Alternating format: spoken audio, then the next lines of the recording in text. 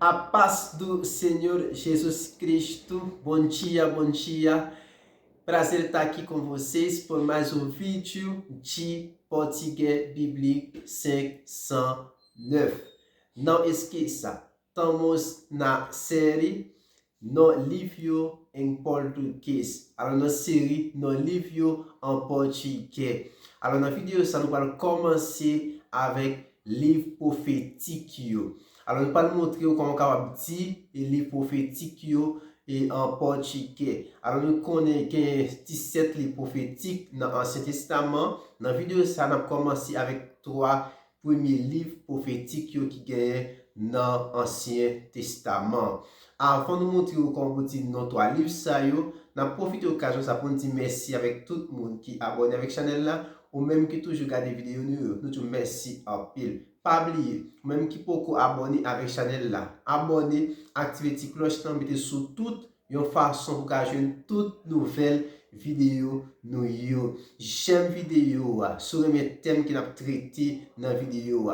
Alors partagez vidéo avec un ami, avec famille, invitez l'autre monde tout. Vin faire partie et famille ça, Portugais Biblique 509. Alors nous là pour nous servir, montrer aux paroles bon Dieu en portugais, j'en connais en créole et en français. Partagez vidéo, commentez parce que commentaire est important pour nous. Voilà là. Alors nous allons apprendre ensemble avec moi comment utiliser nos 3 livros em português. Você vai aprender junto comigo como que se fala esses 3 livros em português. Tá bom? Vamos lá. Ok. Premier livre prophétique qui est dans l'Ancien Testament, c'est Esaïe. Esaïe. Deuxième, c'est Jérémie. Troisième, c'est Lamentation de Jérémie. Alors, ces 3 livres, on va apprendre ensemble comme un outil en portugais. Alors, pour Esaïe, il dit comme ça. Isaías. Isaías. Isaías, Isaías, Isaías, Isaías, tá bom?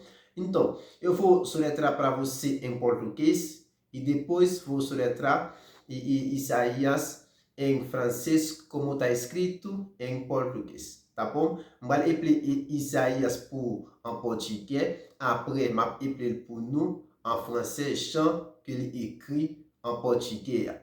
Alors c'est I-S-A I com acento agudo, A-S. Leve com ça, I-S-A-I. Accent aigu, A-S. Le prononcer comme ça, Isaías.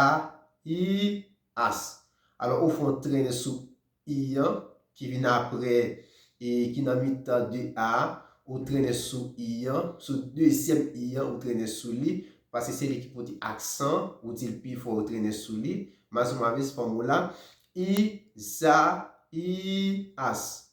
Isaías. Vamos lá? Isaías.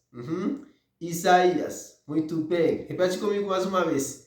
Isaías. Isaías. Isaías. Isaías. Muito bem. Então, vamos fazer uma frase com a palavra Isaías em português. Vamos fazer uma frase avec o mot Isaías en portugais. Ok. Nous allons dire Esaïe, c'était prophète bon Dieu. Nous allons dire Esaïe, c'était prophète bon Dieu. Nous allons dire Esaïe, c'était prophète bon Dieu. Vamos lá. Isaías era profeta de Deus.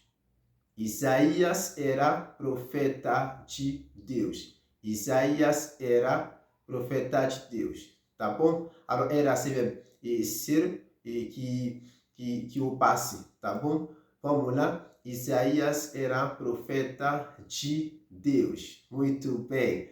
Ok. Vamos lá para aprender como de Jeremias em português. Vamos aprender junto comigo como que se fala Jeremias em português. Bien, vamos lá. Eu disse Jeremias em português, pas trop grande différence. Vous allez entendre.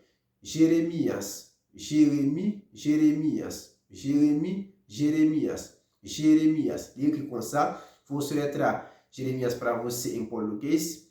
Depois, vou soletrar em francês como está escrito em português. Vamos lá. J-E-R-E-M-I-A-S. J-E-R-E-M-I-A-S. Mais uma vez, J-E-R-E-M-I-A-S. C'est J-E-R-E-M-I-A-S. Il prononce comme ça, Jérémias, Jérémias, Jérémias. Ou dit L, on prononce L en légèrement. On pas dit Jérémias, c'est pas L, on prononce L en légèrement. Pour dire Jérémias, Jérémias, Jérémias, Jérémias, Jérémias. Muito bem. Quando nós vamos aprender como acaba de lamentation de Jérémie em português. Ok.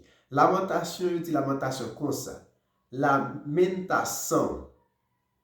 Lamentation ou dit lamentation. Mais soit mettez lamentation au pluriel ou dit lamentações. Lamentações.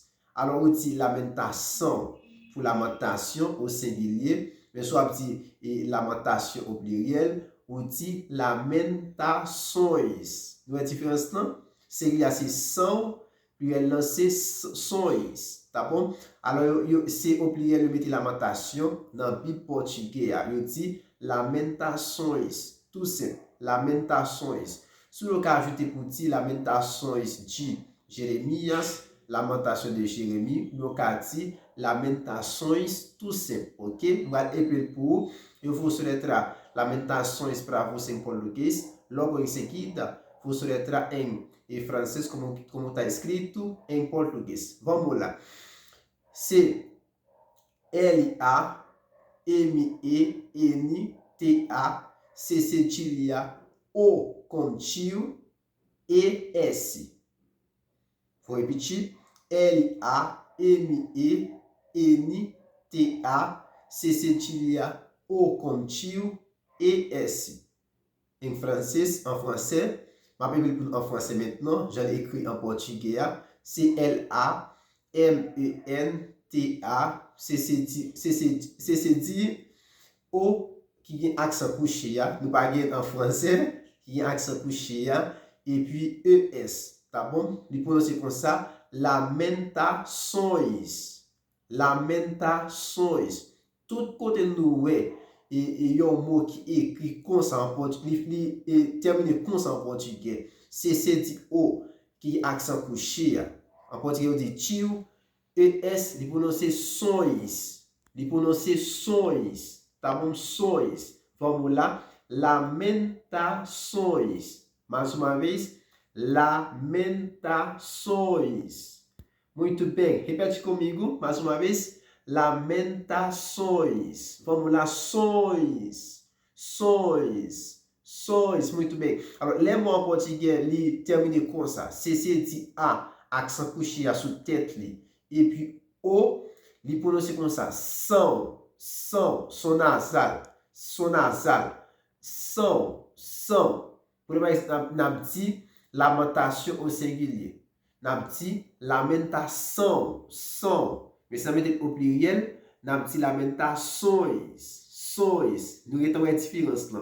Alors, son gentil, il écrit L-A-M-E-N-T-A-C-C-D-O accent couché, tio em português, E-S. Il prononce comme ça, lamentações. Mais uma vez, lamentações. Quando eu vou dire, et prophète Jonas pour lire lamentation de Jérémie. Vamos lá, prophète Jonas vai ler lamentações de Jeremias. Meu cara dit, prophète Jonas vai ler lamentações. Ok? Alors, são ici lamentações. Muito bem.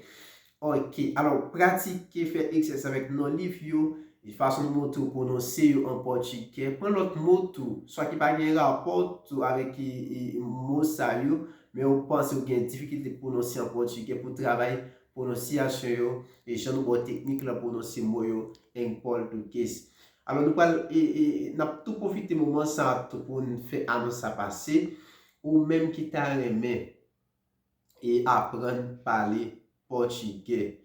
Alors non moi quand vient ici pour Dieu mois octobre là qui va l'entrer là, nous allons ouvrir inscription pour tout le monde qui t'a voulu apprendre portugais ensemble avec nous pour l'année 2023. Alors, si c'est projet ou plan pour apprendre à parler portugais très très bien, passo à passo. Alors, l'année 2023, nous allons commencer avec tout ça, mais nous allons ouvrir inscription et mois octobre qui va entrer là, si bon Dieu veut. Alors, nous allons dire comment pour inscrire, de façon pour faire partie et cours ça, pour si un élève nous allons montrer ou parler portugais passo a passo. E eu vou te aprender a falar português passo a passo. O que problema por você moyo e nap edeu. O que problema por li nap edeu. O que problema por parler bien tant que jamais il parler nap edeu. Alors nous que nous faire inscription j'aime tout là. Moi qui venir si bon Dieu veut, n'a pas tant même comment pour inscrire pour faire partie de ça cap commencer janvier 2023 si bon Dieu veut. Alors mettez ça dans un rêve que tu as réalisé pour l'année 2023, c'est parler portugais, j'aime brésilien, parler là.